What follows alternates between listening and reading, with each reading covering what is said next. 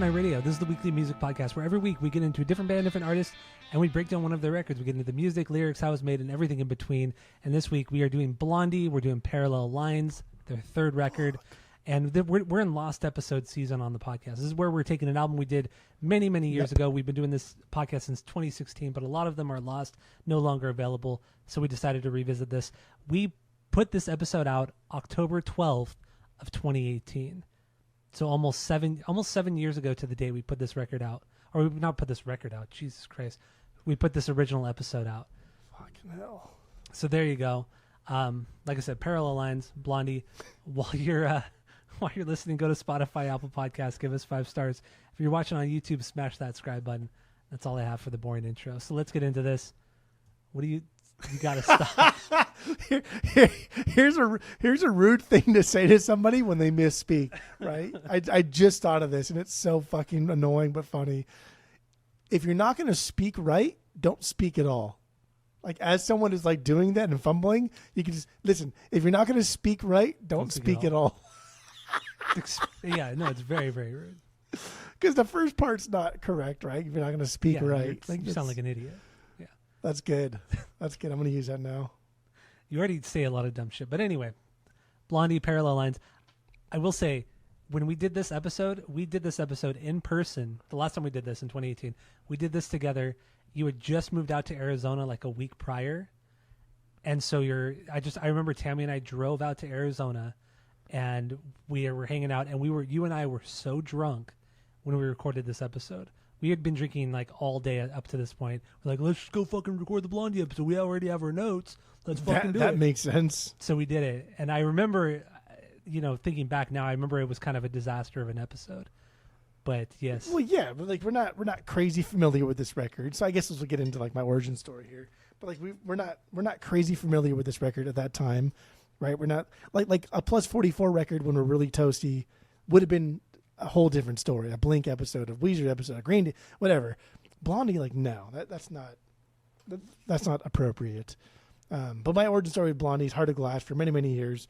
But what really got me into this record in particular was when we first started collecting, and my stepdad's like friend gave me a stack of records. Remember, it was like a full run of Ramones, a full run of Grateful Dead, a full run of Elvis Costello, and then like all of Blondie's records from Auto American before. And then I made a point because we just started collecting. I'd have a lot of records. I was like, I'm gonna listen to all of these and like really get into them. And that's how I got into Grateful Dead. Like that's what really exploded with me. And then this record, like all of Blondie records, I was like, whatever. But when this record came out, I was like, oh, this is something different. I really, really like this record. And I still have the same one that I got from that guy. Mm-hmm. And it's just it's nothing like special or whatever. And if I ever get like an original promo or whatever, I'll probably just swap it out. But yeah, that's what really, really did it for me was when I got that fat stack of records from my mom's husband's friend's collection. Yes. Yeah. So 5 years ago, whenever we started collecting records. About 5 years ago, yeah. Which is weird. Why the hell did we do Parallel Lines in 2018? We hadn't started collecting yet. What made us do Blondie? What made us do this record? I don't remember. It was 2018? It was 2018, yeah. Because remember, I just made that master list last week of all of the episodes we did and when they were released. So I went back and I just checked the list and it was 2018. It was a week after you moved out to Arizona. Yeah. Weird, right? I don't know why we did this. I have no idea because I'm not. That is weird. Because my origin story, I knew a few of the songs. I knew One Way or Another. I knew Call Me. I knew Heart of Glass. But outside of that, I never really knew this album, and I don't know why we did it. It's so weird. I don't know anybody that like is a big Blondie fan or whatever. And outside of like basically those 3 songs that you just mentioned, right? I don't know. Yeah, it doesn't. Maybe the timeline's messed up at some point. No, because I remember. Are you pretty confident? I'm 100% sure because I remember there was a few episodes we did live together when you moved out to Arizona. One of them was this one where we were super drunk. One of them was this one, and when we did Bleed American once, and we were really fucking drunk when we did Bleed American. The Bleed American I'll never forget because I was coming home from New Orleans, and I remember like just before I got on the plane. We had decided to do Bleed American because like, it's kind of safe and easy. And I was in New Orleans for the weekend or whatever. And so I couldn't do any notes on anything else. And so we did Bleed American as a safe bet. But I remember on the way home from New Orleans, I listened to Bleed American like 3 times. I do remember that one. But okay, so yeah, we back in the old days, we used to do a lot of episodes very, very drunk. Definitely gotten better since then, since 2018. But anyway, my doing the episode drunk's not a bad. I'm gonna interrupt you again because I feel like it. Doing the episode drunk isn't a bad thing, but you gotta have notes, right? Like if you can do your notes drunk too, then it's just like, dude, then why the fuck? Mm-hmm. Why were we talking? And back then, we didn't really have a lot of notes. It was the old era of the podcast. We didn't have a lot of notes. We just kind of like freeballed it.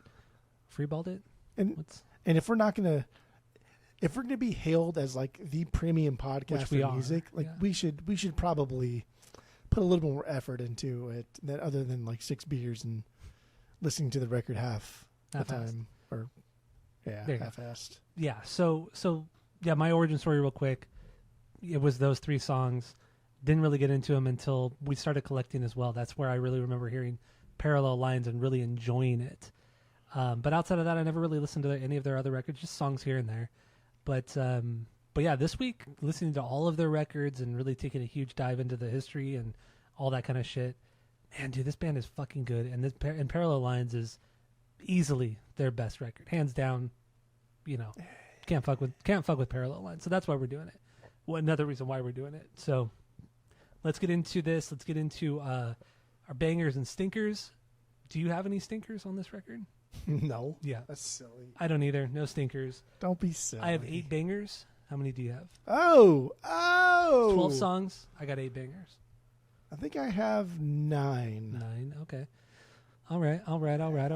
So that's fine. I got 9. So yeah, we're going to get into some of the songs. We're going to get into how it was made, the background of the band at this time, artwork, the manager who was a piece of shit, producer. Just like unrelenting piece of shit. Just did not give a fuck. Because you and I watched the documentary yesterday and today. One way or another doc. Yeah, the BBC documentary from 2006. And the manager was in the documentary. It's Nigel Leeds. Not Nigel. Why do I think every British person is Nigel? But his last name was Leeds. Seems about right. I remember that. Chris or Nigel or fucking Harry or some shit. Who fucking knows? Yeah. But he seemed like a total douchebag, and everybody in the band said he was an asshole and ripped. I don't think that's his real off. name either. I think like that's his American name. I think his Christian name is something different. Because I was just curious. I googled him and I couldn't find a lot about him, but I did see one random fact that was like, oh, Nigel Harrison Bourne. I was like, oh, that makes sense. Don't know if it's real or not. Just throwing it out there. All right. So let's get into some of the bangers. Start with the biggest banger. Let's get the dumb. We always get the dumb that's songs. True. We do get the dumb songs. Not the dumb songs. Just the songs that we don't need to talk about. You have 3. No, you have 4 not bangers. Yeah. So I'll just run. So starting for what? Yeah, go from the top. These are really in no particular order, honestly. These like if you run the track listing 1 through 12, just go from the top. Just Go Away. That's interesting because the fucking last song. So again, just start from the top of the track listing and go downward. Why are you doing? Just let's talk about the songs. Oh my god! Then let's go through. You go first anyway. So what songs? What songs did not make the banger? Mine's easy. I can see here. Okay, then what? Then what do you Number got? 3, Picture This, didn't make it. Number 6, I Know But Don't Know. Number 7, 11:59. Like how hard is it just go from 1 to fucking 12? Picture This. Let's get into this. This is not a banger for me either. What do you got on this one? I mean, I don't want to get too into it because people don't care about it that much. So I don't know. Who gives a fuck? Moving on. Okay, so you don't want to talk about? Okay, that's fine. I mean, I don't have any parts here where like, okay, this is what I want to talk about. Yeah. It's just like, okay, that's fine. Yeah, my non-bangers are just they're more filler tracks. They're not really they're whatever. I just don't really care that much. 11:59 did not make my okay song. That is a banger for me. So. What were the other ones? That is a banger. What were the other ones? What banger is that for you? That's my 7B. Okay, so a little less, low, but it's still a good song. I mean, we can talk about that and move on because not a lot of notes. But I do think there's a fun melody here. I think every verse has its own personality. I think it's a good, cute, top tier filler song. Well, I mean, it's fast. It's kind of punky. It's very danceable. It's a very danceable rock song, especially in the verses too. It's that's awesome. And then a lot of good like keyboard parts too. A lot of like I do like was it Jeremy or Jerry Destry? Jeremy. Forgot the guy's first name. But Destry. I like his playing a lot. I think he adds a lot to these songs. I think he adds a lot of melody to these songs. A lot of good, not soundscapes, but just a lot of texture to these songs. And this is one of those examples. I think 11:59 is a solid. It's a solid song. That's why I made my banger list. And also, I like faster, more upbeat songs. So, what do you got? And I will say this right now too: the lyrics were a little. I just didn't care about the lyrics that much. A little lackluster. There. Did you have high expectations for the lyrics? I did, because Debbie Harry is just like so iconic. I thought, and she's been so admired by so many other female singers. I thought maybe there was something with the lyrics, and then come to find out on this record, she didn't write all the lyrics. Chris Stein wrote a lot of the lyrics too. Yeah. So I was a little bit disappointed when I started reading more about that. I knew. I mean, I knew since I got that collection I just mentioned earlier, I knew from then that I knew from then this band's not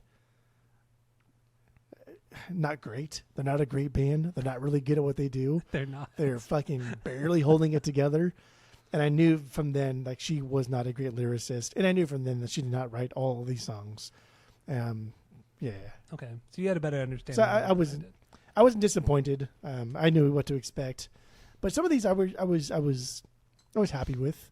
I was like, oh, that makes sense. We get it. Nothing to me really stood out. A lot of it was about, a lost love or somebody you love from afar, you're loving from afar, stalker kind of thing. That's what most of these songs were about. Not super, super deep. It's kind of funny because I think "Picture This" is probably like the best lyrics on the record. Was that? It was just lyrics right now. It was like her pining for a past love, but it's cool because she like built this world around like this relationship based on a glance at a single picture, and like the idea of like you look at a picture and like all the feels come back, right? Like for us in like the past century where we actually took pictures and printed them out and look at them rather than our phones, like I don't know. When the kids are old, when the grandkids are out, and you're like, oh, let's go through the box in the fucking hallway in the closet full of old pictures, right? Who wants to do that shit except for you? Yeah. And so when you see that picture that you took, like at camp or where the fuck you were with Sean, and like it brings back all the feels, right? It's a picture, it's a physical thing. But like that's what this song really like evoked, and it was cool because it wasn't just about the picture, but like the way she built this world and kind of like the pun she used. The pun she uses was really cool, and I thought that was the best song lyrically on the record. But it was my least favorite song on the record. I mean, I didn't. Overall. I guess I didn't get that from the lyrics. I don't disagree with you. I didn't. I guess I just thought I saw it as more of a kind of superficial thing, just really just kind of seeing somebody from afar and loving them. But I don't know. You took it a little bit deeper than I would have expected. So that's okay. Yeah, that's okay. It's okay. I do my notes. Okay. You don't. It's okay. And then 11:59 we got that one. Before that, I know. All I know is I don't know. I know, but I don't know. That's my 6B. Yeah, that's not a B for me. Okay. Cool song, different than what came before it. It's also a darker kind of like punker song that reminds me more of like X than anything else. Okay. I can see that. Like heavy bass, loud drums, broken vocal deliveries, and this is written by Frank, the bass player, which makes sense because. Frank. I thought Frank was the guitar. Frank Infante. Frank Iero. Yes, from My Chemical Romance. No, he was in this band called Sniper before, which is such a dumb name because I just think of Dora the Explorer. Sniper stops, not Swiper actually. Now I feel silly. Yeah, you're stupid. Which makes sense because like the band Sniper was an early glam punk band in the New York scene in the early 70s. So that's why this song, I think, sounds a lot more like X than anything else on this record. I would agree with you on that. Yeah. Because it also has kind of, not the dueling vocals, but it has the harmonizing vocals between Debbie and maybe Chris sings the harmonizing vocals. I don't know. Christopher. But also Clem kills it on the drums on this record. I think Clem's a better drummer than people give him credit for. Yeah, he's not the most precise drummer, but he has some really cool parts. He's very Keith Moon. And I know in the documentary they talk about it toward the end. Like how that's his idol, Keith Moon, and you heard that before. You heard that before you saw the documentary. You heard Clem like Clem doesn't shut the fuck up. He doesn't. No, the whole like record. every song except Heart of Glass, he has to just make so much goddamn noise. And there's a reason why he's not flashy on Heart of Glass, which we'll get into. But so but before you saw the doc, you had listened to this record at least 2, 3, whatever times you were, right? And like I know because I did the same thing. I was like, oh yeah, dude, this guy just won't shut the fuck up. I like it. It's cool, and I'm excited that somebody in the band is like good as a musician. But then watching the doc, it's like, no, he just wanted to be Keith Moon. He wanted to be Keith Moon. And what's super fucking cool is like Clem was in the band. It's Debbie, Harry, Chris, and Clem. Like those are the three that's been there, not since the beginning, but damn near before the first record, but damn near since the beginning. They've been the only consistent real members. Yeah. And they treat Clem as like a family member, like and then you could tell, like even in the doc, they showed like live footage whenever Clem would do a drum roll or like a solo or like an elongated fill. Debbie would stop, put the mic down to her legs, and just turn around and look at him like, "Shut the fuck up! You need to like hurry up, like finish this." And like that's so fucking funny. That's so cool that like this is just like your sister or your brother that you or your grandpa or whoever the fuck it is that you can't stand, but you still love him and you invite him along, right? Like it's. Clem's the only one. It's cute. Out of like all the members, Clem's the only one that Debbie and Chris never complained about in the documentary, and rightfully so. The other members all sued them, but you know they never really had anything bad to say about Clem, except that sometimes he played a little too hard rock for us. But otherwise, that was like the only complaint they ever had about Clem. And then, you know, listening prior to watching the doc, and then realizing like he's not that great of a drummer, but listening to this record beforehand. He was in the Ramones very briefly. He played like 4 or 5 shows with the Ramones. He was Elvis Ramone, but he was fired because he wasn't good enough. And I'm like, what the fuck? This Blondie record's in. He sounds incredible on this record. How does he not fit Ramones? Ramones suck. Like they're not that great of a band. And then then you hear the demos from Parallel Lines. And you're like, and it's I get it now. So fucking bad. I get why because he can't keep keep time at all. Now I get it. He cannot keep time. In those demos from this record and like everything else they've done with Clem, dude cannot keep even in time. In the documentary, Mike Chapman, who produced this record, it was the first time he produced a record with them. He like in the documentary, he purposely like played demos just to prove like this band weren't that good. Like I was one of the reasons why. It was bad. It was like I'm one of the reasons why this record is as good as it is because I made sure they played well and I was a perfectionist. I was the Hitler of this era of the band because I didn't want to put out a bad record. And that's why they had that metronome in the beginning of Heart of Glass is because like Clem just couldn't hit that like disco beat that he just couldn't hit that as well as keeping time with everybody else. Yeah. And like if you as a drummer, if you can't keep time, you're 100% worthless. Yes. You like that that's your only fucking job. The only exception to that rule is Lars Ulrich. He's been the only exception in popular music where if you're a bad drummer, it's okay if you stay. But honestly, that's because at that point the songwriting like overrules like the shitty drumming, right? Well, and that's also what Mike Thompson, the producer, said. He said because everybody partied so much, they were taking drugs. He said Chris Stein, the guitarist and main songwriter, he was getting stoned all the time, always fucked up. And he's like, you know what? Mike was like, you know what? Your guitar playing kind of sucks. Let's just kind of stick to songwriting. He's like, you're a really good songwriter, so let's just focus on that. And Mike has come out and said like he had to do that with multiple members. He had to say, you're not that great at what you do, but let's just let's work on the. They're so bad. But you're still a good songwriter, so we'll focus on that, and then we'll fix it kind of not in post, but we're gonna break it down easier for you in the end. So I mean, without Mike Thompson, the producer, this record would be absolutely shit. Absolutely, it wouldn't exist. Yeah. It wouldn't exist. And he'd said in the doc too, he said like we had to record the bass drum first, and he would play. We're talking about Heart of Glass. Let's do the bass. Well, okay, Heart of Glass. Let's get into Heart of Glass. We'll get into Heart of Glass. Yeah, Heart of Glass. We already got it. The metronome thing. Yeah. That's why the metronome is there because these guys are fucking garbage at their instruments. But they had to record the bass drum first, the snare drum after, and then the hi-hat after because he cannot fucking do it. Yeah. And that's incredible to me because the first 2 records aren't that bad to where I think. And we listened to the live stuff too from 77 and 78. We both listened to both of the live performances, right? Well, I listened to the San Francisco one, yeah. I didn't listen to the first one or the second one? The first one. The San Francisco in 77. I listened to that. And the Boston was 78. Yeah, I didn't listen to the Boston one, though. Gotcha. I just didn't have Did you time. like the 77 one? I one? liked it a lot. Yeah. It was fucking cool, really right? Good. It was way more punky. It was a way more just kind of intimate. And I don't know. I don't know. I thought it was really good. I thought it was really, really good. It was so goddamn good. And, like, of course, it's not on vinyl. I was hoping, because it would just, the stars would have lined and God would have rained his goodness on top of us. But it'd been cool if, like, the RSD would have released one of those live things as a thing, and I would have fucking snatched that up so fast. But anyway, in that first one in 77, there are parts of that where it's like, oh, catch it. Okay, you got yourself there. Yeah. You got back into it. And in the second one, though, in 78, when they played in Boston. It was Boston, yeah. Yeah, that you can hear like a massive difference between the two. But they're not playing anything a crazy. Massive They're difference in what way? Like worse? In playing. In play, no, like way better. Okay. Like they sound like a band. In the first one, they sound like a punk band. They sound like if... In the first one, they sound like when you and I jam when we're drunk. In the second one, they sound like when you and I jam when we're sober. Okay. Which is a fucking way huge difference. That's way different. And that's what it was. But yeah, Heart of Glass, they recorded everything fucking separate because Chapman was just so...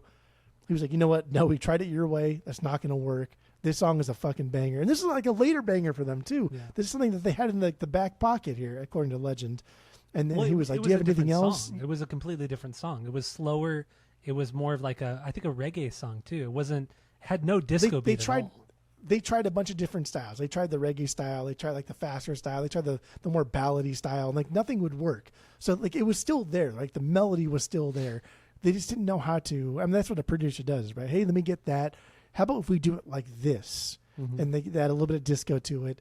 And there's nothing wrong with disco. Like disco overall as a genre kind of fucking sucks. But like in small doses, disco's fucking dope. Yeah, there's some and cool we still stuff hear there. disco. Yeah. Right? Some of your favorite songs of all time use disco beats in the drum. Greatest song ever made. Literally the greatest song ever made. Objectively, the best song that's ever been written is "Got the Life." Yeah, objectively, yes. Yeah. Nothing wrong with disco sometimes. And like Heart of Glass is a disco song, but it's a little bit more than that. It's still got like the kind of like spunky nature of early Blondie. It's still got like the kind of like sex appeal that early Blondie had, but without being like overtly sexual.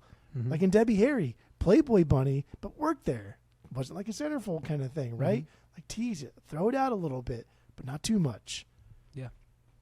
Perfect. It's absolutely perfect. Absolutely perfect. Debbie Harry's perfect was like, I don't know, maybe until like 2015, Debbie Harry's perfect. Yeah. And what's I didn't realize until today when I watched the documentary, and they mentioned it in the documentary, she was 33 years old when this record came out. Everybody else in the band was like between like 23 and 27. But yeah, she was 33, like way older than Chris. And she was with Chris She's Stein. A grown-ass woman at that point. But that's pretty crazy that it took this long for her to have a number one, like major success.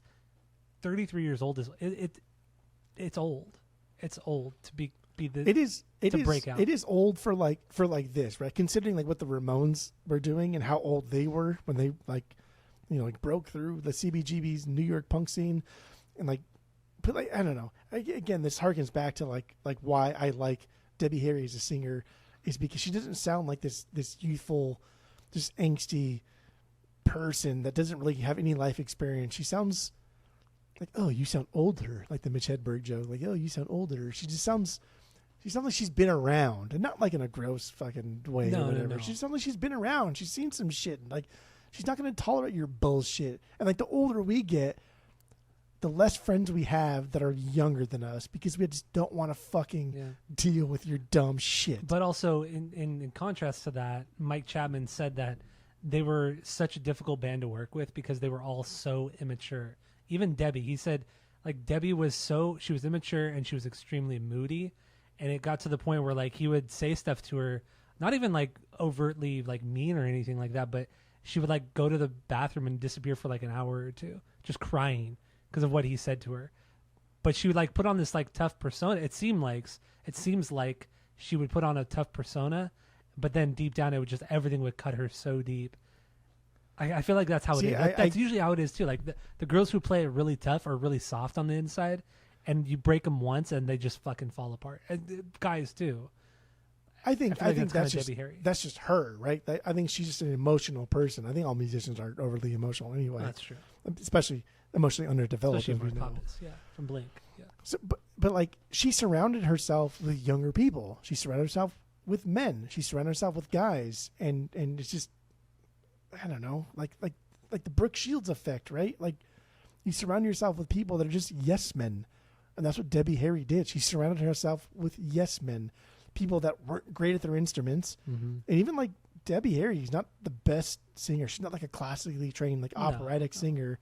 She knows how to fucking use her voice to like its fullest capabilities, and it's unique. But she surrounded herself with yes men. She surrounded herself with people that are just going to, without sounding like too facetious or kind of rude, she surrounded herself with people that are going to help her achieve her main goal, and her main goal was to be this massive global star / secondary sex icon. And it worked. It worked for it's still working. It worked for a little while, and then not long after this, just a couple years after this, you find out that their manager Leeds, he is ripping off the band. He's making a shit ton of money. Blondie, like by like 1982, by the time The Hunter came out, the last record before they broke up, they were broke. They owed money. Like I think it was money to the IRS. Chris Stein owed like $1 million to the IRS, and then the Destry, the keyboardist, owned like $500,000 to the IRS. But fucking Leeds, the manager, he was fucking raking in all the dough, and it's like, how do we owe so much money, but we sold over 20 million records? Where did all the money go? Now I get it; they were huge partiers. They probably lived a pretty lavish lifestyle, but even still, 20 million records in 1980. By 1980, that's crazy. I mean, Debbie Harry and Chris did buy like a 4-bedroom apartment in like Manhattan. Yeah, Midtown Manhattan. Yeah. So that would be a part of it. But yes. Come on, still like they were clearly ripped off by their manager, by the label, all that kind of. I mean, shit. normally like we would say this thing and we'd be like, well, who knows? But we do know. Like we saw the documentary. In the documentary, their manager and they asked him about this. He's like, I'm not going to answer that. And he had this little fucking smile to him, right? This little, like he knew. Like, oh, you shit-eating motherfucker! Like you just took advantage of these kids. Yeah. Even though Debbie Harry wasn't a kid. She was not a kid. She wasn't a kid. But she was brought up in that life, right? Like, and I only mentioned Brooke Shields because Brooke Shields had a very tumultuous life. She did, yeah. And at a very young age. And one of Debbie Harry's songs on this record is about Brooke Shields. Written when Debbie Harry first saw Brooke Shields in that movie, Blue Lagoon, where it's very contentious. Was it Blue Lagoon? Something Lagoon. I don't know what it was called. Yeah, but it was like, we'll get into it when we get into the lyrics of that song. But Heart of Glass, dude, this is such a beyond fucking banger. Just like the constant noise in the background, right? With the random swells, the chimes, all the other fucking bullshit that's happening here. I like how Chris lets those chords ring out in the chorus. The in between, and he's not like like letting them ring out a little bit. Kind of brings like a cool nuance and lets Debbie's voice breathe a little bit to another level of like airiness. And that's what's cool about her voice. She has like a good kind of like dreamy, ethereal airiness to her voice. She does, yeah. I think she has a really nice, very beautiful voice. Honestly, I think she has a very beautiful voice. It's what you would want from. Honestly, it's exactly what you want from a band like this. But we might only be saying that because they were kind of the first to sound like this. Because nobody before them sounded like Blondie. I mean, yeah, like as we go further into like music history, No Doubt sounds a lot like Blondie. A lot of bands do. But I think it's just because they were the first. Like we're talking like paving the foundations, right? Like the Runaways were a band. Like Joan Jett and Lita Ford existed before Blondie. But not like Joan this. Jett, not like her solo stuff came out after this. Even Pat Benatar Lita Ford came out after this. Pat Benatar came out after this. But she didn't even sound fucking like Patti Blondie. Smith didn't sound like this, and this was kind of like after this. Yeah. Like Blondie was something completely different because they came out of the punk scene. Like this is the East Coast X, except once again so fucking different. Once again, I think that what adds so much charm to Blondie is the fact that they're not good musicians. Like you look at somebody like Pat Benatar, you look at a band like Heart, You look at a lot of bands that are female fronted. These are all great musicians, especially the Heart. Look at fucking Heart, dude. Incredible guitar players, incredible singers too. But yeah, Blondie. None of them were good at what they did. But that's the charm. That's the whole charm with punk. It's like Misfits aren't great. Fucking Ramones definitely aren't good. Black Flag aren't good. All these like big, huge punk bands from the late 70s, early 80s suck. But it's the charm and the fact that they're not good at what they do, but they have the ambition, they have the drive, they have something unique about them. That's what Blondie is. I like it. And it's like it had to be tough, dude. It had to be tough, like going to the same club that the Ramones are coming up and that the New York Dolls are coming up and that the Sex Pistols are coming over here and playing at, like all of these huge punk acts, and then you're Blondie, and like your shtick is just like your front woman. She doesn't even dress like that. She didn't like WAP over here, right? Like when I talk about WAP, like Cardi B and Nicki Minaj, that wet ass pussy thing. Like she's no WAP, right? Like it's still pretty conservative. I still think for you're like using that incorrectly, but yeah, that's what you say, right? Is that what the kids say? Yeah, but I don't think you call somebody. I don't think you call somebody that. I don't think it's like an adjective. I think it's more. I don't know. When you call somebody a WAP, that sounds like a slur. Is it a slur? It might be a slur. I don't know. That sounds like a slur. Well, if you say WAP the other way, WOP, that's a slur. But if you're saying WAP, WAP is different. What's a WAP? That's like a Jewish person, isn't it? Like a WAP? Or Italian, maybe. Or actually, when he says in Wedding Crashers. Yeah. He's a WAP genius. A WAP genius. It might be Jewish then. I don't know. But then when we were watching Peaky Blinders, Tammy and I were watching it a few weeks ago. They kept saying the word, and she's like, "That means without papers." And I'm like, "Does it?" Tammy was very convincing about it. She's like, "Yeah, that means without papers." Like, I mean, she's the resident minority out of the three of us. But even so, I don't think that's right. I would revert to that. I still don't think that's right. I don't know what it means, but dang. Then a lot of people have been giving me side eyes for various different reasons because I do use like scantily clad women in the form of wet ass pussy era. I could be wrong. Cardi B and Nicki Minaj. I do refer to them as WAP, so I'm probably gonna stop doing that. Yeah, you should probably stop doing that. But I could also be wrong. Or I don't know. Or I'll ask. There's one girl in particular who we talk about music all the time, and she's very in the now. So I'll ask her, if she says, "Yeah, you should probably stop," then I'll stop.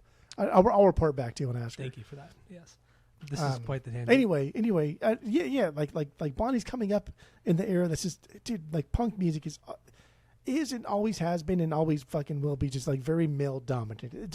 It is. It's very aggressive, right? It's very in there. It's very physical. It's very touchy. And Blondie's there, and they're doing like none of it. They sound like the Talking Heads more than they do the Ramones. I agree. And it's kind of based around like Debbie Harry, and they knew that. They fucking knew that from the beginning because that's not her natural hair color. And so she's dyeing her hair blonde, and now they're Blondie, and now it's like, oh wow, I guess I'll listen because you're wearing booty shorts, but not even like booty shorts as what we consider booty shorts. Like even like short, like hot pants, right? Yeah. Like thigh level. But also Debbie Harry was like beautiful. Like she was. But she was still like 30. Yeah, but she looked like she was 20. Like she was just. Even with plastic surgery, Debbie Harry is still fucking pretty gorgeous. I mean, she's 80 years old now, and for an 80 she's for an 80-year-old woman, gorgeous. Like, wow, how do you look like that at 80 years old? That's fucking crazy.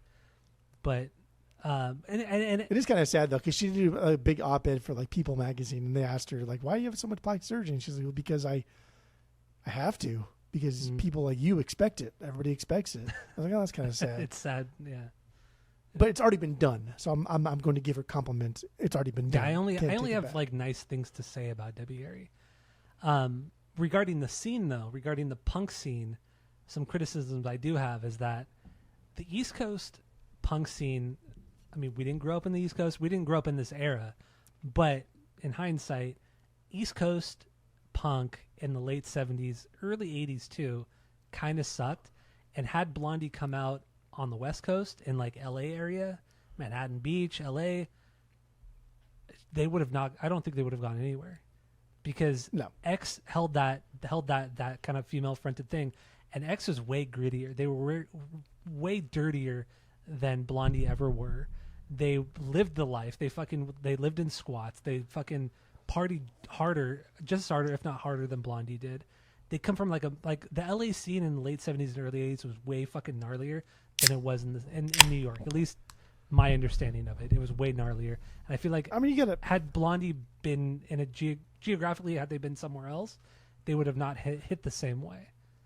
I don't fully agree with that because we're from the West Coast. We forget like the main component of like growing up on the East Coast is like weather, right? And if you're poor on the West Coast, like neither of us had air conditioning growing up, right? You don't need fucking air conditioning on the West Coast. The East Coast, you don't need a heater. York, you don't need a heater either. You don't need either. You just open a fucking window if it's cold, or close it when it's hot. Yeah. But on the East Coast, like those winters are brutal, and those summers are fucking nasty. So if you're growing up on the East Coast and you're kind of like poor and you don't have a lot of money for everything, like weather has a lot to play. And like imagine, I don't know, like year after year, decade after decade of like living over there in a squalor, because where they lived was shit for many, many, many years. Like that wears on you. Like even me out here, like fuck, man, my skin gets so pale during the summer because I don't fucking go outside. Weather affects like your person. It affects your psyche, but in a way that Southern Californians like we definitely take for granted. And I think that's why it's so much. I think it's easier for people to get and break free on the West Coast than it was on the East Coast. That's why the East Coast is so gatekeepy, is because it's like, fuck you. You didn't live in a squat, right? Like that's why people respect the Bouncing Soul so much. It's like, oh, you live in a squat, so like living in that squat with no heat during the winters, yeah, that'll fucking do it for you. But on the East Coast or the West Coast, it's like, okay, you go to the beach and sleep on the beach. Oh, whoa, big whoop-de-doo. When it dropped to 72 at night, oh, big whoop-de-doo. You know what I mean? Yeah, I get what you're saying. There's a little bit of a difference there, and I think like that's why there's so much more gatekeepiness on the East Coast than there is on the West Coast. Okay, I see your point. Because like the West Coast is so much fucking better. Like, why would you want to fuck it?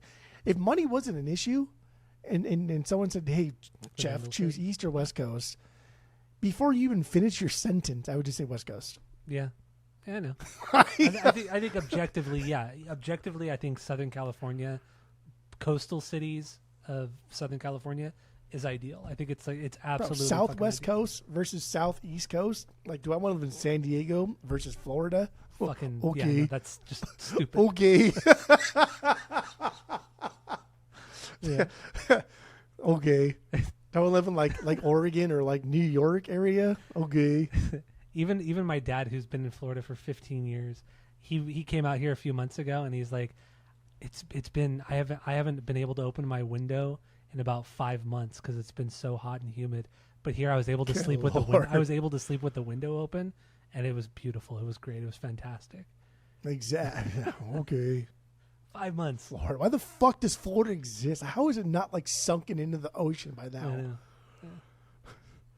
Good Lord. So yeah, I don't know what that had to do with whatever your point was you were going to make earlier. It was just more like I was saying, more coming up in the scene. Yeah, I was right? saying that the scene here in LA, I felt, or I still kind of feel in a way, I feel that it was more it was more violent. It was more nitty gritty. It was more. Oh, I definitely think it was more violent, but I do think it was more accepting. Possibly, but also, you have X on this side of the country, and you had Blondie on that side of the country. When we're talking like women fronted bands, like those were the two big ones, X and Blondie. And I had Blondie. That was like the only ones, and let's just say X and Blondie were here in LA. X would have blown Blondie out of the water. Like Blondie would have been way too soft. There's no way they would have gotten anywhere. Not gone that's anywhere. Because but it's. Yeah. I mean, that's because like the 70s wasn't like the entertainment capital of the world at that point, right? That's very LA was very gatekeepy in itself too. Like, no, dude. Like, New York was more Hollywood so, in the 70s, but LA was pretty. But nobody. I should say nobody. Not a lot of people were the genre bending and burgeoning scene was bigger in New York than it was in L.A. in the 70s, except for Sunset.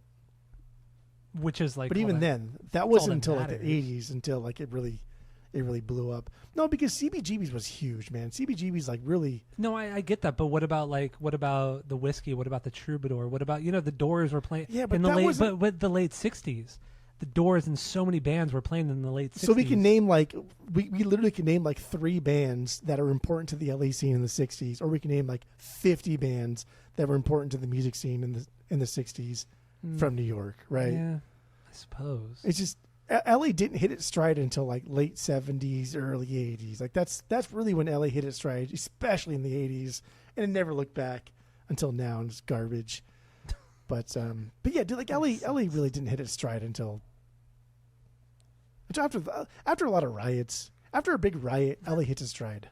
How after about the that? Watts riot, after the Rodney King riots in the early 90s. See? It's true. Remember late 90s LA was fucking dope, dude. The Watts riots happened in like 75, 76. That was the big riots.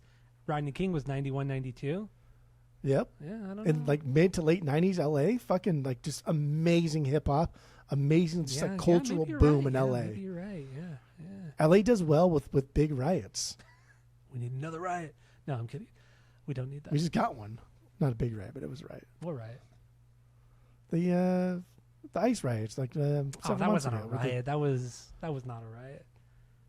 We'll say like I'm just not a fan of rioting. It's just like what the fuck stupid. you doing? But that picture of that one like Mexican dude on top of the car with those like fucking flag like this. You see that one? He's all buff and fucking.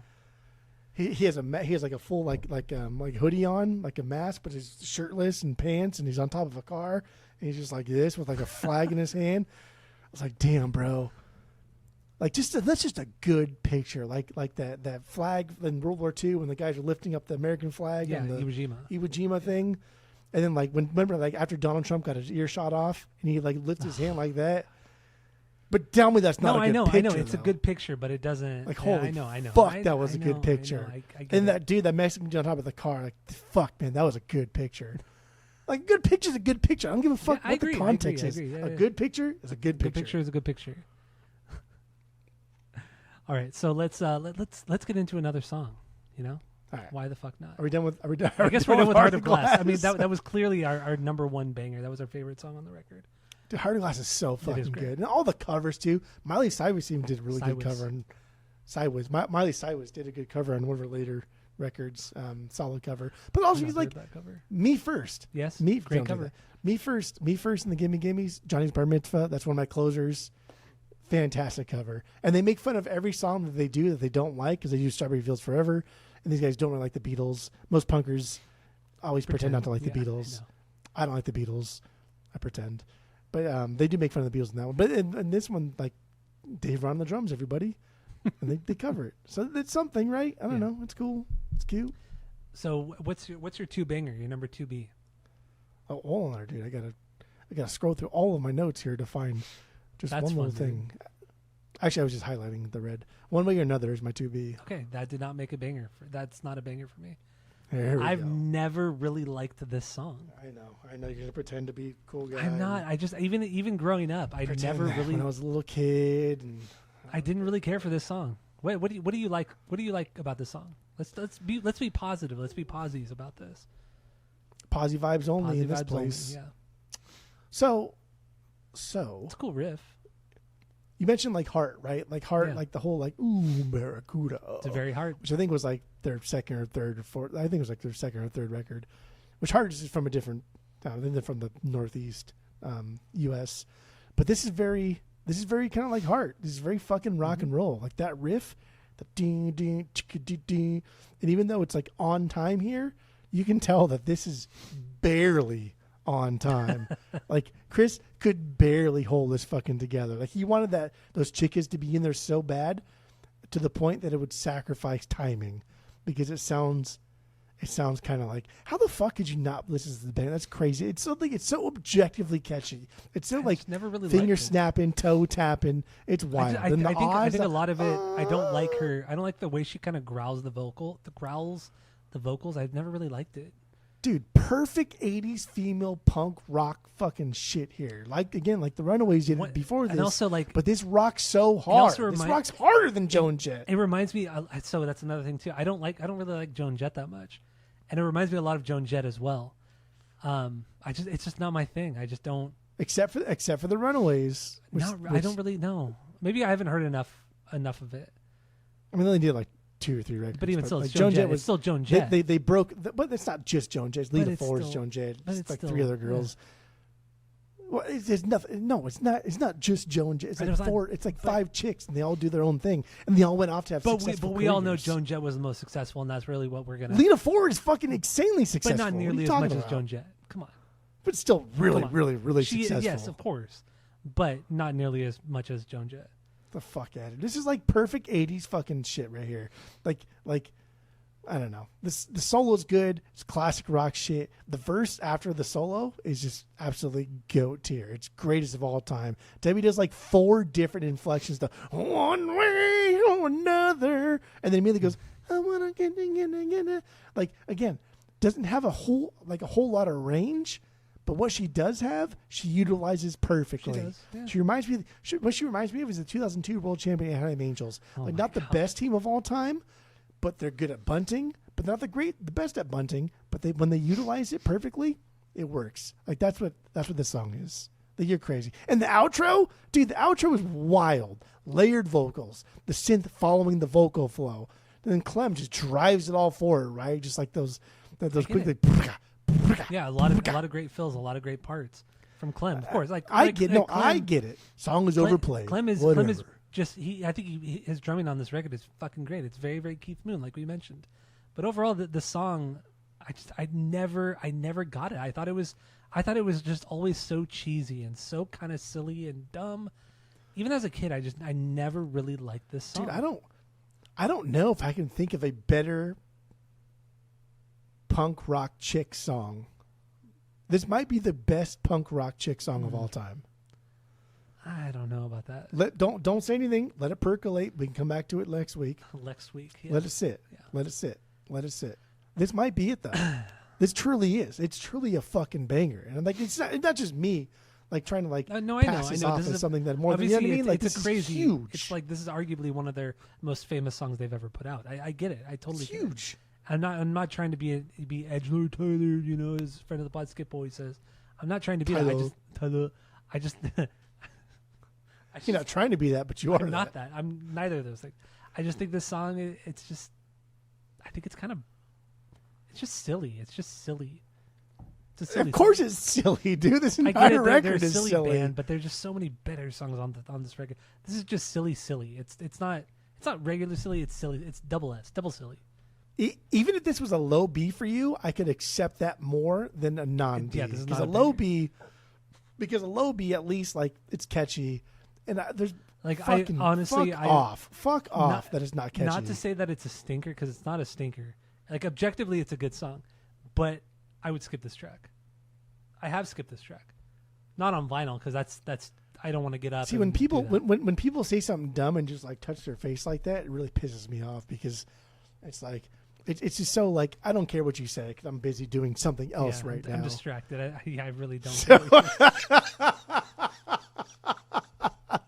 I'm gonna say something annoying and then not pay attention. Yeah.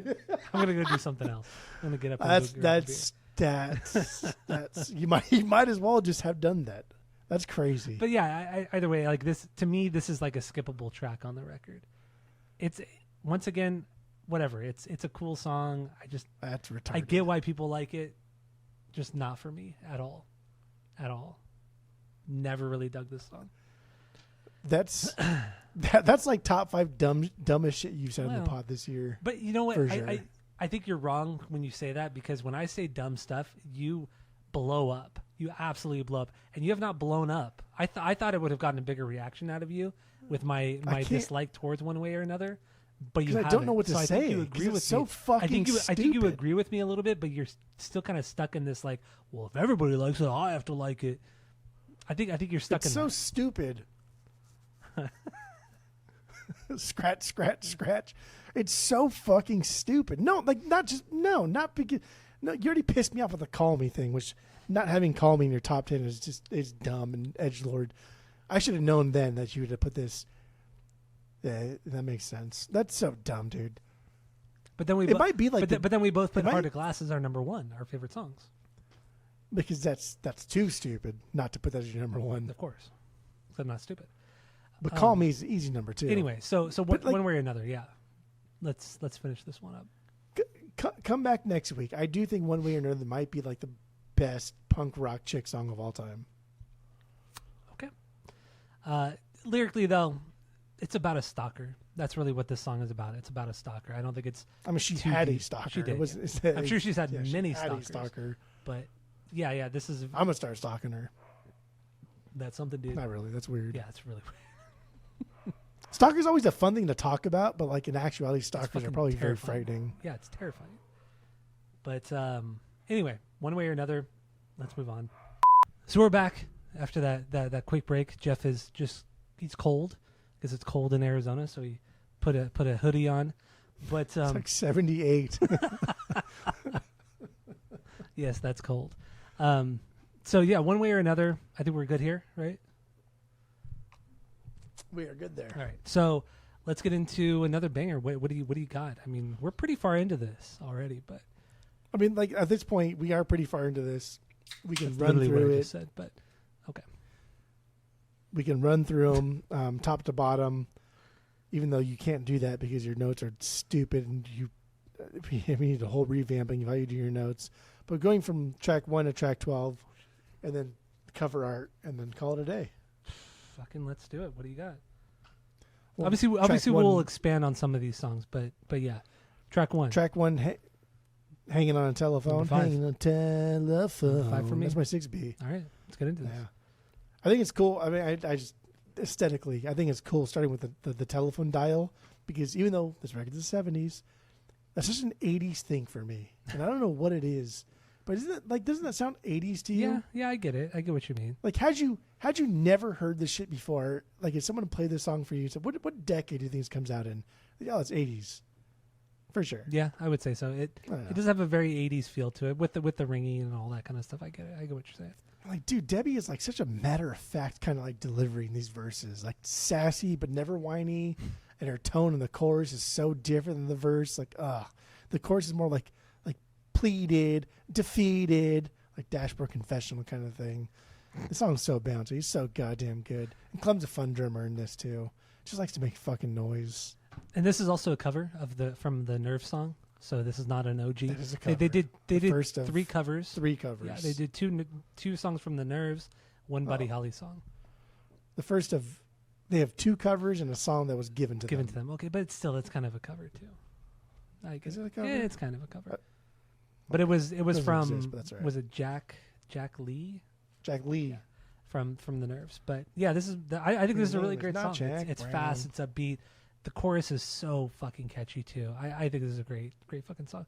But it's about an obsessive girlfriend, or even like a stalker. So yeah, that's my 5B. What do we got next? And then skip on to Fade Away and Radiate. That's my 3B. That's my 2B. Got to talk about this one. 2B. I love this song. Always loved this song. Not always, unreal. But as long as I've listened to this. Since you've heard. Yeah. You've liked the song for a long time. Robert Fripp played guitar on this track. Yeah. He liked it a lot. Well, he liked the band a lot. He saw them in 77, and he's like, wow, you guys are fucking great, blah, blah, blah. They kind of like had a friendship, and then they asked him to play on the record. And Robert Fripp, come on. And that makes sense because like Robert Fripp is trying to get into like the New York scene with all the pretentious other Talking Heads kind of Brian Eno fucking bands, and like, oh my God. But this is up there with that too. Like this is pretty wild. This intro reminds me of fucking Renegade by Styx, right? Oh mama, yeah, don't you know, very Styx. But Renegade came out the year after this, so like in an era of stuff that's like dominated by Kansas, fucking their big hits, and like Styx, their bigger hits are coming out in like the late 70s. Mm-hmm. They threw this out here. I also get a lot of Christine McVie from the Fleetwood Macs. Yeah, definitely. On this song, but better. And I get a lot of Fleetwood Mac on this record. Christine McVie, that's a good comparison. Yeah, very Christine McVie.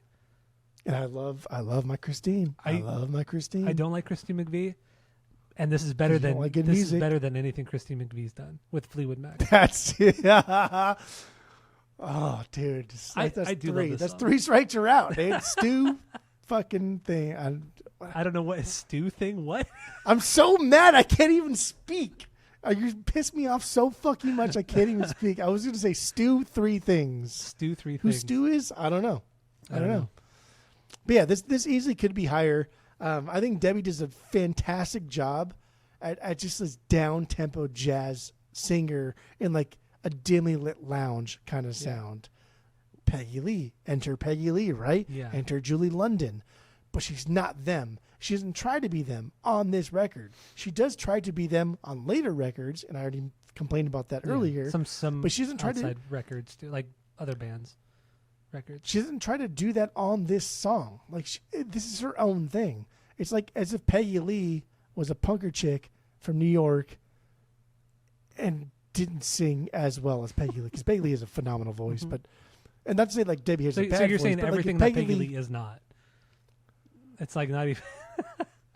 Except for like aesthetically. Except this is Peggy Lee, but everything that she's not, this is Peggy Lee. Like, well. But except that Peggy Lee like dominated a room. Debbie Harry can dominate a room. Okay. Peggy Lee had sex appeal for her time. Debbie Harry obviously has fucking sex appeal. Yeah. Peggy Lee had a great voice. Debbie Harry, for what she has a great voice. Especially for like, the so singer. yeah. Yeah. And like lyrically, Peggy Lee just sang other people's songs. Debbie Harry at least like wrote most of her own songs. So like no, it's fine. Like but that's what this song reminds me of. It reminds me of like Christine McVie meets like Peggy Lee in this like dimly lit jazz bar, and it just kind of like in a mid tempo thing. Okay, I like it. And trying her absolute best. I like it. It also, the song is very haunting. Like it's a slower jam, but it's just the way it kind of builds and kind of the ethereal manner that she's singing, and the whole overall song is. It's a very, very haunting song. There's some cool like little like funky almost reggae parts kind of toward the bridge as well. Oh yeah, the last maybe jam it's out. outro. Maybe it's the outro, but yeah, the outro is to fade out. It's literally just a reggae jam. And again, like we talked about, like Rapture and what's the fucking song that we like? What's one of your favorite song of all time? Oh, the one with Coolio. No, Vote from the fucking Auto American. Yeah, that was the Rapture. No, Rapture's the hip hop song. The other song, the reggae song. Oh, High Tide. Wait, whoa. The Tide is High or Tide is High? I wanna be another Tide is High, right? Yeah. Yeah, so like everyone's like, oh, well, Blondie can do fucking reggae. Like they're already doing reggae. Get the fuck out of here. Even before this, on their second record, they were kind of doing some reggae in certain parts of it. And like live shows, they were doing kind of some reggae in certain parts. It's like, but in the end, Fade Away and Radiate, this song is like the standout track. It's the one thing that doesn't sound like anything else on the record. It doesn't make sense for the record, but it's still fucking incredible. It's fucking incredible. I love this song so much. It gets me every time. And it shouldn't get me the way it does, but damn, I love this song so much. So that's why it's my 2B. Do you get that like that same? Because I like Peggy Lee like a lot. Like Fever is one of my favorite female fronted songs of all time. Like I love it. Like do you get that kind of like, remember Steamers in downtown Fullerton? Yeah, the jazz bar. Yeah. Do you get like that kind of like not necessarily jazz, but like just like that overall aesthetic, right? Like this very like, relaxed, very kind of smooth. Like she's a very smooth singer. She's smooth. She is. A smooth I think smooth singer. might be the best smooth way to is describe a good word.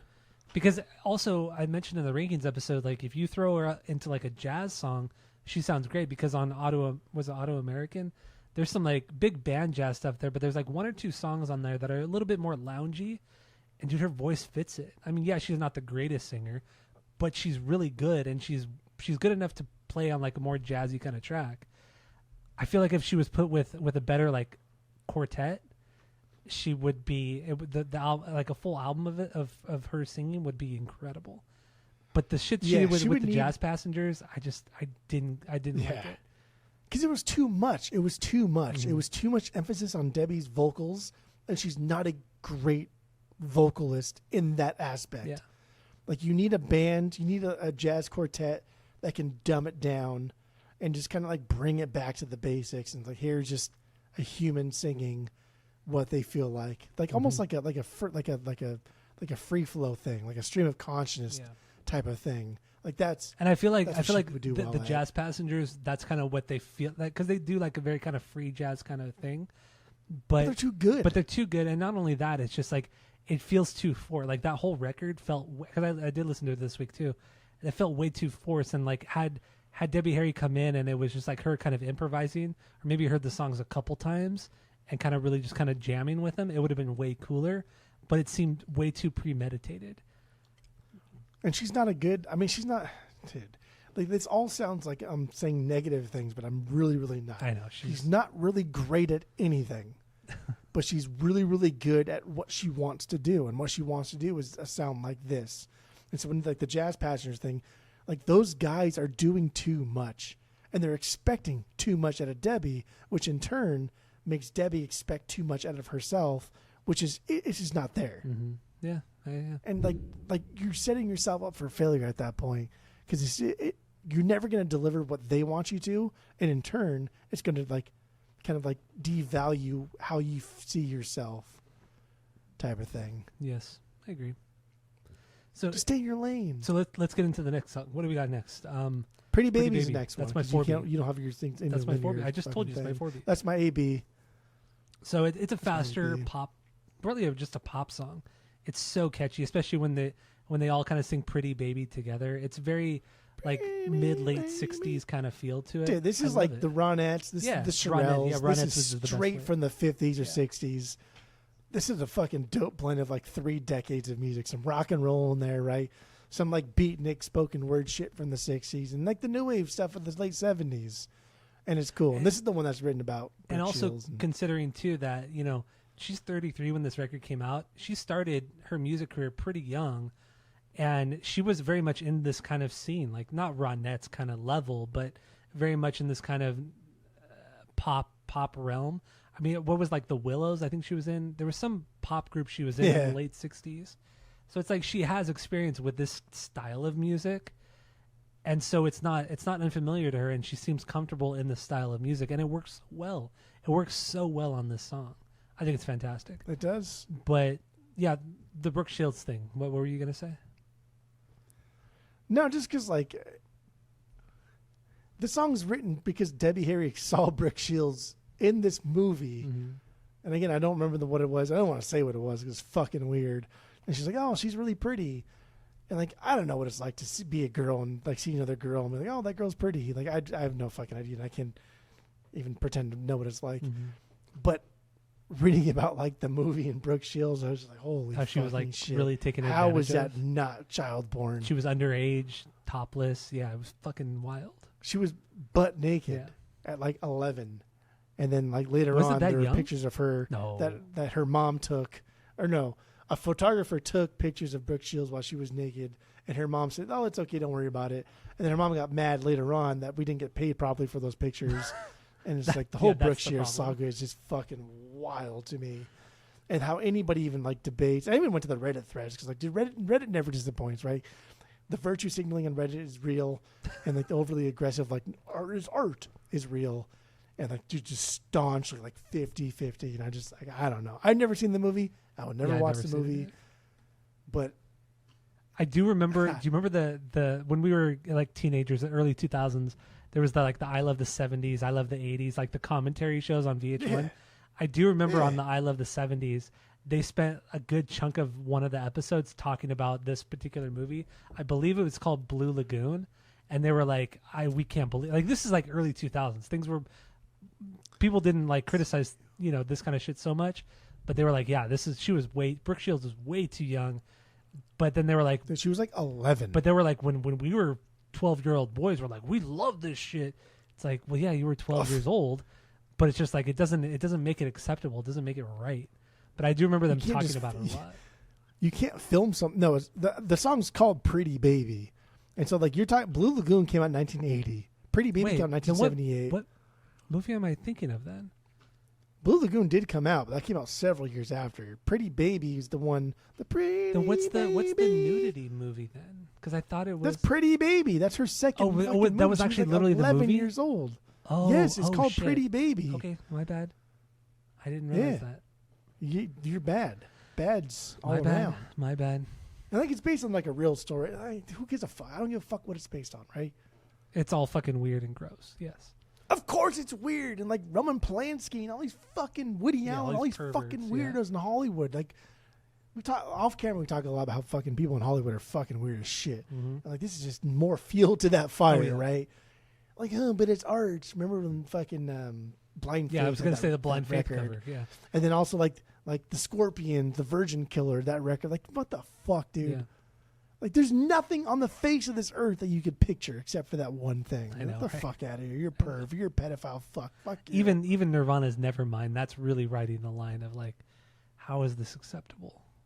And I wonder if that's writing the line because we're guys, right? And, like to us, it's like, oh, yeah, I remember, like, seeing pictures of me when I was a baby. Like, our parents took pictures of us, right? And, like, like, oh, look at Tyler when he was fucking a year old. Like, oh, it's so cute. But, like, it was never a big deal. It was so innocent. I think men just have or men and boys just it's a different not perspective, but a different reaction to the nudity. Not to say it's right at all, but and who knows? I don't know. Maybe like us Westerners are overly sexualizing kids. I don't fucking know, dude. I just think taking pictures of people that are legally not allowed to even give consent to having their picture taken is just wrong. It's true. But on the flip side of that, like some parents are like, oh my God, my kid's so cute. Oh, this is so cute what they're doing.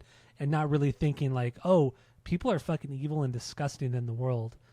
And not really taking that into consideration. I think there's also this complete like oblivious, not innocence, I guess, is one way of saying it. Like you just love your kid so much. Like nobody's going to ever think this way about my kid.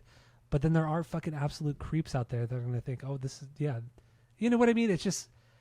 Yeah, no, first, there's a big difference. But then Brooke Shields' mom, sold... That's another thing, too. Nude picture. No, Brooke Shields' mom allowed a grown-ass man to take pictures of her nude child. Mm-hmm. And then that guy sold the pictures to Brooke Shields' mom.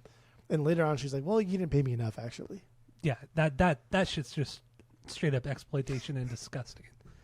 Yeah. 100%. That's child porn. Man. It's fucking weird. You know what I mean? Like terrible. Fuck me. Anyway, I don't want to talk. This is like a really gross topic. I don't want to talk about this anymore. Yeah, well, half our fucking politicians are probably doing the same goddamn fucking thing. Yeah. So let's. So we talked about. Fucking president's probably doing it. I mean, come on. Of course, they all are. They honestly all are. You know, we say a lot of things on here that probably could get us that's a little risque. We see retard a lot sometimes. But also, But now with everything that's going on, saying that I do believe Donald Trump is a fucking child predator. I think anybody. I absolutely. I think anybody who has that much power, any president of any nation, for sure, whether it's Trump, Biden, Obama, Bush, Clinton, Reagan, every president going back since 1776. Every president has been a giant pervert. Maybe not George Washington because he was a god amongst men. I like George Washington a lot. I'm a big George Washington fan. But my point is you don't get that much power unless you're a fucking total fucking crazy lunatic, egomaniac, megalomaniac, fucking pervert. You don't your drive for power is endless. So what happens when you become the richest person on the planet, or you become a fucking president of a country? You go towards fucking nasty, gnarly shit, and that's dude, sexual deviancy. Yes. There's a joke that whenever I talk to people in commonplace about this, I always say there's a Chuck Norris joke about this. I think perfectly encapsulates what we're trying to say. And the Chuck Norris joke goes when Chuck Norris has sex with a man, it's not because he's gay. It's because he's already had sex with every woman on earth. Yeah. And that goes in the same along the same lines of these politicians and these people that are so fucking rich and famous. They don't have sex with because everything young people, because everything is so easy for them already. Because it's easy. Yeah, exactly. It's what do we do? Oh, we did the Motorhead record last week, and it's the chase is the chase is better than the kill. Something like that. And that goes that could be associated with anything. And I feel like people in power, it's the constant chase. You reach that level of power and superiority, and what's next to chase after? You just the most devious fucking things in the world. It's just funny that like our podcast gets flagged for playing music on a music podcast that we don't even make any money on, but like we just slander the fuck out of our government, right? Yeah. Just like shit all over the Trump administration and all the fucking administration since we've been a voting age. Because like in our lifetime, we've never had any president that we could look up to and like, oh, I want to be like him. Not right? one. We've only had like 4, dude. Like Obama, Biden, Trump, and Bush. That's all we've had. That's true. Yeah. In our normal voting age, we've played 4. Like that's fucking crazy. And fuck all of them. Yep. Yeah. But we get banned for playing BC Boys. God forbid songs. we play a Nicki Minaj song. Fucking hell, man. It was a Nicki Minaj No, song. there was like dozens of songs that we got flagged on. Yeah. Was that the first one? That was Nicki Minaj was the BC Boys. I don't remember which one it was. I honestly don't remember which one it was. But when there was one, there was like 1 week where all of a sudden it was a wave. It was right? a wave of just like, this episode's being taken down. You violated, copyright law, blah blah blah, UMGs, just all this bullshit. And that's why it was the BC Boys. It might have been one of that. Because I remember I was one of them. I was at Red Devil with Sloan, and like we had walked over to the Walmart that's kind of like down the street, kind of like half a mile away. But you were like, oh, like this episode could take, like, what the fuck? Why? And then like by the time we walked back, it was like 2 more. I was like, what the fuck? Yeah. And then the next like 3 days, it was like 15, 20, 30 It was episodes. like a week, and like almost every episode of our podcast got flagged for copyright. And it's just like, dude, really? Like we literally make no money off of this. We make some money from donations that we've gotten over the years, but otherwise we make no money off this. Like we're actually in the red. We lose money from doing this. We're in the red. We lose money. We literally do. But yeah, anyway, it's all so stupid. So let's move on. I don't this is all just stupid shit. So we any chance we get to dig into our own government that I enjoy. So I know, but I don't know. All I know is that I don't know. Where are you going with Descendants, that we one? talked about that. We talked about 1159. Will anything That's not happen? Descendants. Well, all I know is that I don't know.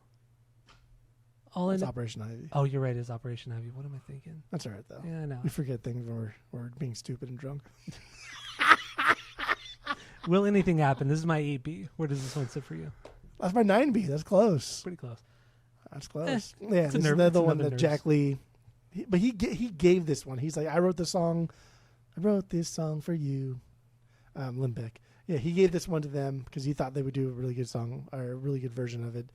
I do think it's a banger of a pop song. I think it's similar to One Way in a lot of ways. The little chickas that go on here, but when it drops into the chorus, that's when the song gets to like really breathe and it flows nice. So how much do you think his songwriting was involved? Do you think it was just the lyrics and melody, or do you think it was more like the guitar, like deeper, like more the instruments? Because there's some cool guitar and bass parts that you don't hear on other parts of this record. I think that when somebody gives you a song and you credit that person on like the wiki and your vinyl and everything else as the sole songwriter, I think you're covering your bases. So even if you throw out like a guitar part here and there, it must not be that iconic of a guitar part. Significant. You know what I mean? Significant. Let's just say that. Significant. Yeah, significant. Good. Yeah, significant. Like if you gave me a speech and I took out a couple words here or there and added my own, I'm still going to credit you 100% for that speech because I still want to get fucking. It's not worth my time. But if I took out half of that speech, then yeah, better believe I'm going to fucking document every single thing, right? Yeah. On the vinyl pressing, on the wiki, on the Discogs page, this is 100% credited to Jack Lee. Yeah, it's true. It is. So I think it's all him. Okay, that's fair. Lyrically, it's about longing for somebody who's on the road and you're back home, and just hoping they'll come back to them and things will be back to the way they are. But in the end, they're never that way. People move on. Never that way. So people fucking move on. Moving on to Sunday Girl. We did we briefly talk about this? This is not a banger for me. Oh. Yeah, this did not make my banger list. That's crazy. Sunday Girl's my 4B. Okay. Let's get into it. Dude, this is like the most perfect, like cute, just like the hurry up part. Hurry up now. Like that's just the most perfect, like the hand claps too. Yeah. Are you No, crazy? I get it. I think that part's. Have you heard this song? No, it's a good song, but it's not banger level. I think it's just Holy it's pretty. shit. It's pretty average. Yeah. It's a pretty straightforward, like rock kind of almost power pop song. Dude, this is 60s like fucking Ronettes through and through. Like that's but this it's is like not Phil done Spector nearly fucking as well. produces kind of shit from the 60s. Like this is perfect. And she was like a little key change in the second verse where she gets a little bit higher. No, it's Oh, good. you're Wild It's good. Boy. I mean, the hand claps are very, very 60s, obviously. You came out a Wild Boy, didn't you? Always a Wild Boy. This is also written by Chris Stein, the guitar player. I mean, what's cool about Blondie is that, it's not just Debbie and Chris who write all the songs. The other members all have songwriting credits through random songs. It's very much more of a collaborative effort than most bands that we do on the podcast, or most bands in general, which I really like. But this one is credited solely to Chris, and I believe the lyrics are too, because he was, from what I read, he was I think this is the song that he was really uncomfortable about, and he wasn't sure if he wanted to be on the record because it was only him, and so I think he did all the lyrics as well. But I think at least from what I read, it's about like him seeing a girl from afar and being like in love with her, but she's with somebody else, but he's still in love with her anyway, and just being that kind of guy, just that person. So He said it was about Debbie's cat, right? That ran away, and I don't the believe cat's that. name was Sunday Man. Of course, I don't believe that. that's fucking That's stupid. Oh, it's about the cat. Like, okay, bro, this entire like love song where you're like put through the ringer is about a cat. Okay. Yeah. But like I get it. Like you said, it's his first song. He's putting himself out there, and Blondie's getting bigger. Yeah. So I get why you would have reservations, because the song bombs, everybody hates it. It's now your fault, right? True. Yeah. So that's why you want to distance yourself a little bit. But yeah, it was funny when he said, "Well, the cat's name was Sunday Man, so the song's called Sunday Girl." Like, oh, come on, bro. I know, it's stupid. Come on. So what do we have next? We got two. That's it. So we did Heart of Glass. So we have I'm Gonna Love You Too, the Buddy Holly cover. Fast song. It's catchy as hell. Both the verses and the choruses are so fucking catchy. Clem. Is it a B or not a B? Oh, this is my 3B. Fuck it, this is my 3B. I love this song. Do you not like this song? What is this for you? My 7B. Okay. I love No, this it's song. so I love the fucking good. original. I think it's an amazing Also, song. Clem kills it on the drums. He nails it. It's so tight. I mean, I get it. He's not a great drummer, and they probably did so many takes of this. They but did so many They takes. had to have done so many takes to get it this fucking tight. But yeah, no, his drumming is so good on this song. His the fucking ride sound on this is so crisp. yeah. It's so clear. But also it's the almost hi-hat. like they even like because with the high, like edit it out like the resonance in post. I just edit it out so much. All you hear is a tick. but also with the ride, you get the bounce back. When you hit the ride, you get the little bounce back up. But with the hi hat, you don't get the closed hi hat. You don't get that bounce. Just like it's dead, like. Tss, tss, tss, tss. But his hi hat, the closed hi hat, is so crisp. It's so tight. It's so perfect. Like everything about this song is great. It's fun, fast, wild, and goofy, but it's also a fucking snotty punk rock song. Mm-hmm. Which Buddy Holly was a snotty fucking punk He was. rocker. Yeah. And like in an era of R.I.P. like rock and roll greats, like Buddy Holly was a snotty fucking punk rocker. Dude was like punk rocker OG through and through. I mean, So I like that they kept the original aesthetic but made their own. And again, like they do really good cover songs. well, Except for the a one lot I of hated. what some people say, which is dumb, is that when Buddy Holly died, rock and roll died. So It's not. I mean, it wasn't just Buddy Holly. Richie Valens, but Big Bopper. but also, it was like Buddy Holly's death was the end of rock and roll. But what a like lot of people say. that's not. I don't say that. that's I not don't agree with that, but that's what a lot of people say. That's not unfair though, because like when Cobain died, right? Everyone was like, "Oh fuck, man, that's like the death of." I mean, that was a huge shock, right? And then we had never seen somebody kill themselves like that. But yeah, artists have killed themselves beforehand, and artists have died prematurely beforehand. But we've never seen like an artist of that magnitude kill themselves. So that was a shocker for the 90s that is still resonating today. Yeah.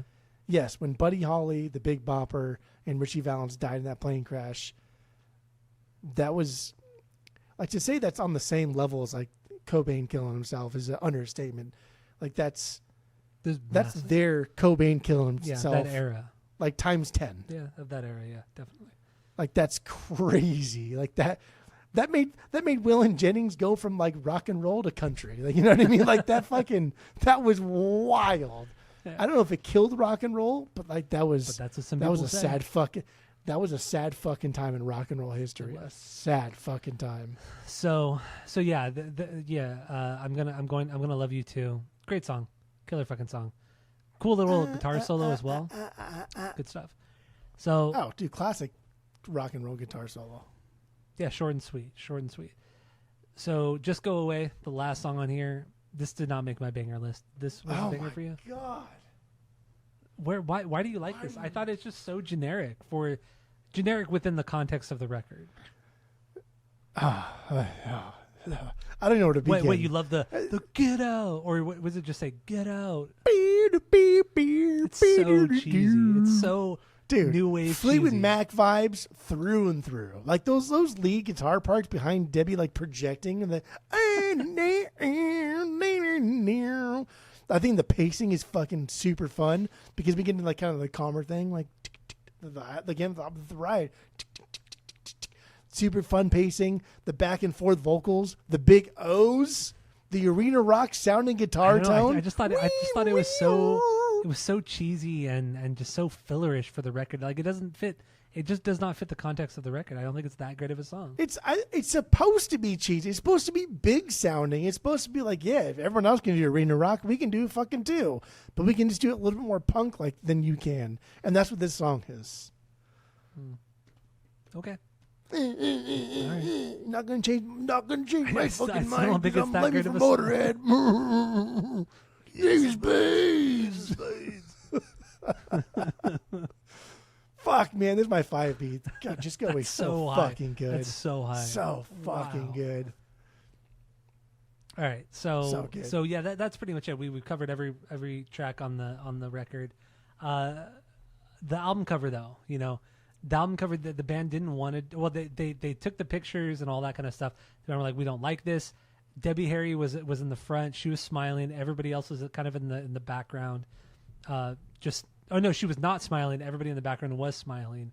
And they took separate pictures. Was it separate pictures? They took separate pictures, and they were gonna make a collage of everybody and just make like a funny thing, and then they were all going to agree on it and then throw it out. What happened was they took a collage of pictures and they took the best pictures from all the guys when they were smiling and made Debbie Harry not smiling, and then copy and pasted them in the background and threw it out and issued it without asking the band, and they all fucking hated it. They're like, what the fuck is this? I didn't know that they essentially photoshopped the picture. I didn't realize that part of it. Yeah, I just knew the band hated it, and Leeds, the manager, he was the one that said you have to do it this way. He was very controlling of the band to the point where he's the one that put it out. He's like, I don't give a fuck. I'll do it. I'm the manager. I can do whatever the fuck I want. He was so fucked up that there was a story that they were telling in the documentary that they were on the way home from Japan after like the successful bunch of shows or whatever. Huge and tour. Leeds went Leeds went up to every single band member, and he said, "You're replaceable. Debbie Harry's the only one that's successful, and like you're kind of like on the out, like you're on the cutting board here, chopping block." You're definitely not churching it up as horrible as it is. It's even more horrible than that. Like this is like their first like big world tour, and they're coming home from Japan. They finally have their own money for like a private plane, and like after many dates, they're tired as fuck. They're all on the plane, and they sit separate because they're just fucking tired. Like I want to sleep for the next 15 hours.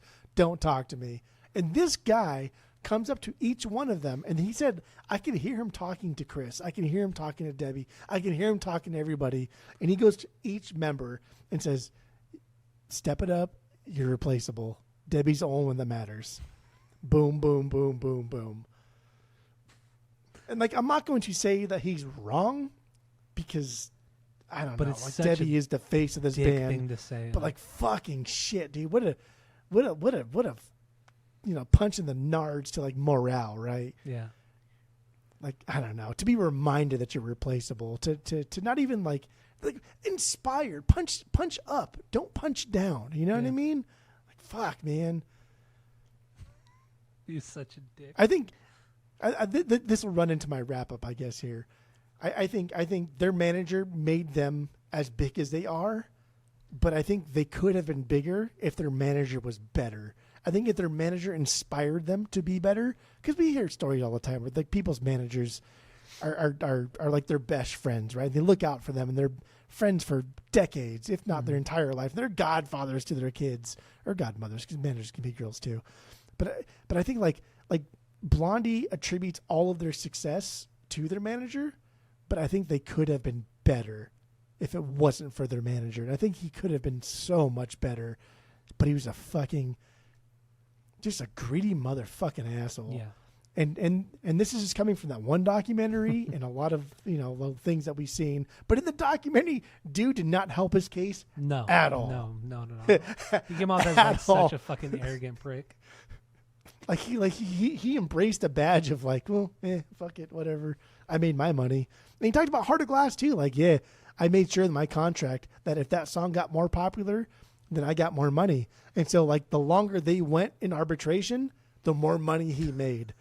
It's like, dude, that is not a good look, my guy. That is not a good look. But he's living in so a fucking bad. lavish mansion, and what the fuck does he care? You know what I mean? It's just like, fuck him, dude. Oh my God, it's terrible. So gross. It's so terrible bad. person.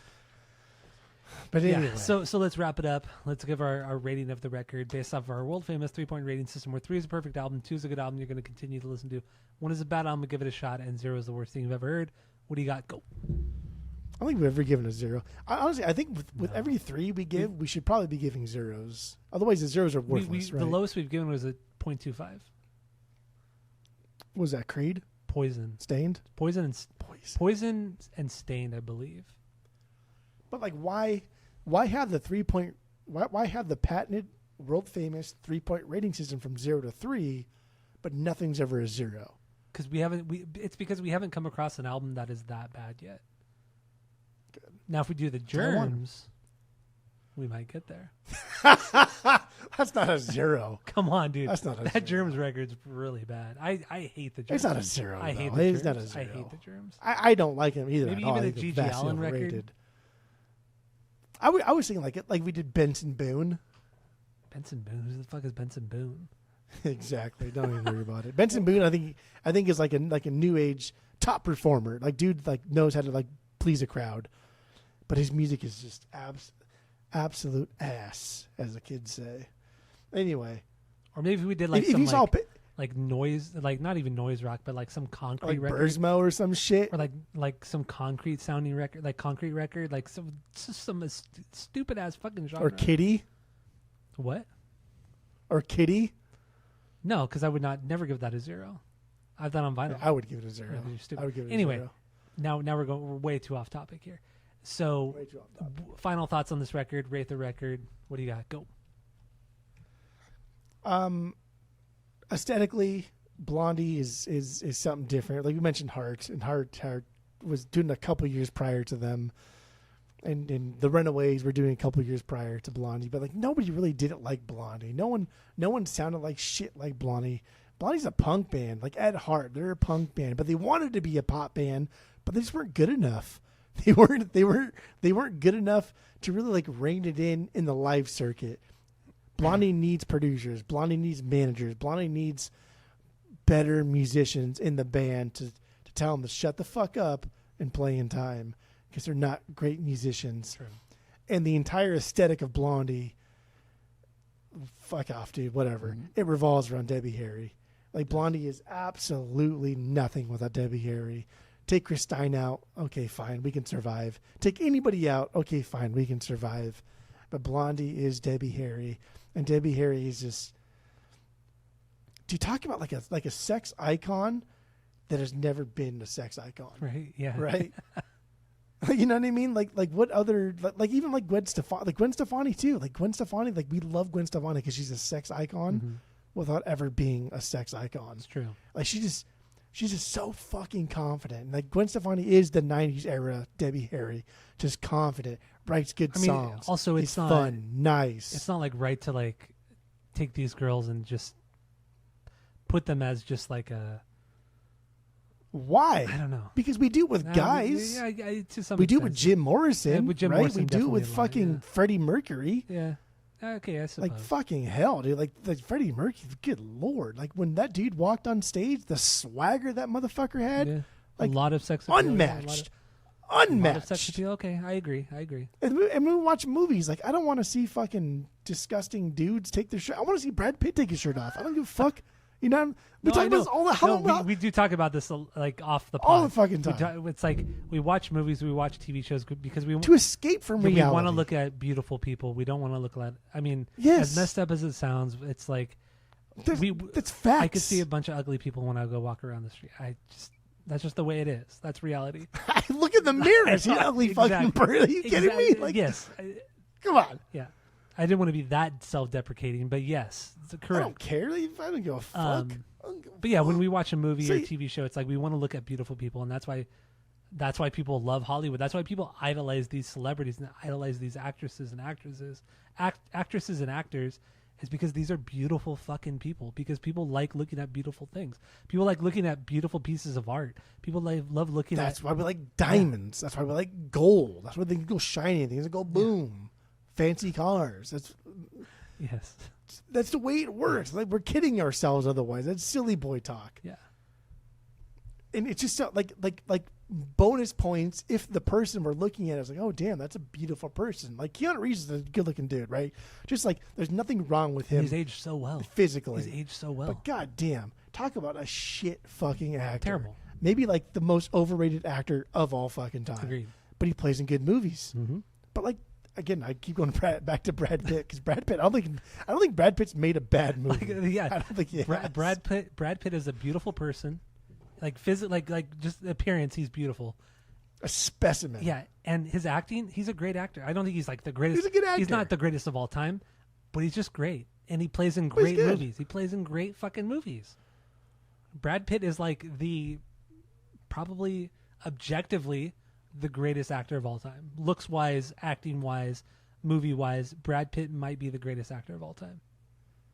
Yeah, it's true. Yeah, he's the whole package. He's the whole package. And when we go see Bullets and Octane, right? And Gene Bullett's not the ugly fucking dude, but like dude was kind of like fit in that skinny kind of buff kind of way, and wore like those low rise pants. And I was like, okay, I don't mind looking. But he also that. had the swagger. Valiant, he had the Jim Morrison swagger. Exactly.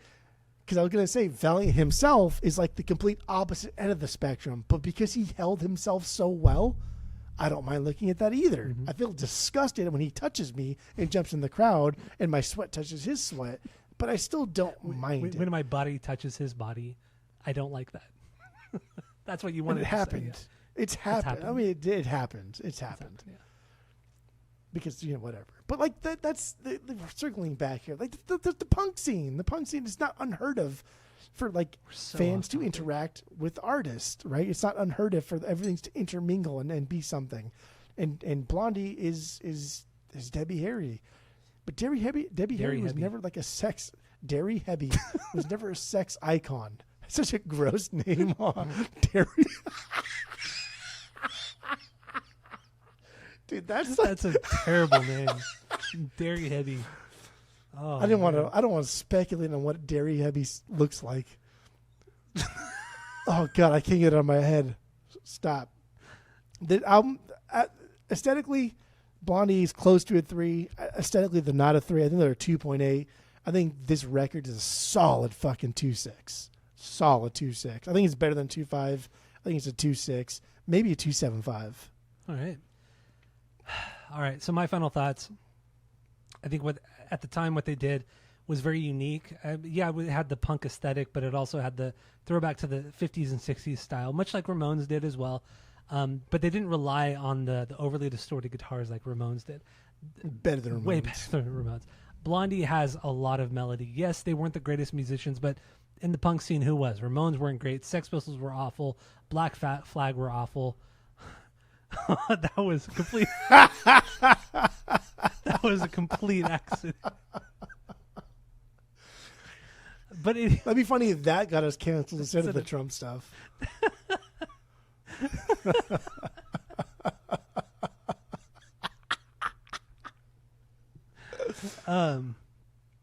That's racist. I totally lost my train of thought after that. I don't know. We've already talked so much about Blondie and so much other stupid bullshit. So,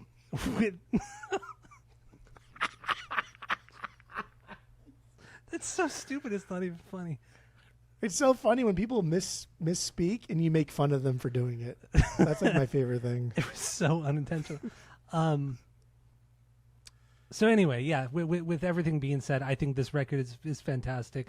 It melded so many different styles, punk, the 50s, 60s stuff, the new wave stuff, which they kind of, I don't want to say created, but they were in the forefront of. A little bit of reggae stuff, ballad stuff. Like there's just so much. It's a pretty diverse sounding record. And with that, I'll give it a 2.75 out of 3. 2.75 out of 3. I think it's a truly incredible record. Parallel Lines. There's nothing that even comes close to within their discography. There's nothing that comes close to this record. It's something special. And huge shout out once again, we mentioned it earlier in the episode, Mike Thompson, the producer. Had it not been for him, this record would have been not nearly as good. It would have been probably trash. So it's Chapman. Mike Chapman. What did I say? Something not Chapman. Not Chapman. Okay, Mike Chapman. Yes. Anyway, Thompson. Did I say? Okay, I probably did. Anyway, so that's all we have for this episode. Thank you all for listening. Go to Spotify, Apple Podcasts. Give us 5 stars if you're watching on YouTube. Smash that subscribe button. And that's all I have. That's all we have for this episode. And that's it. That's all.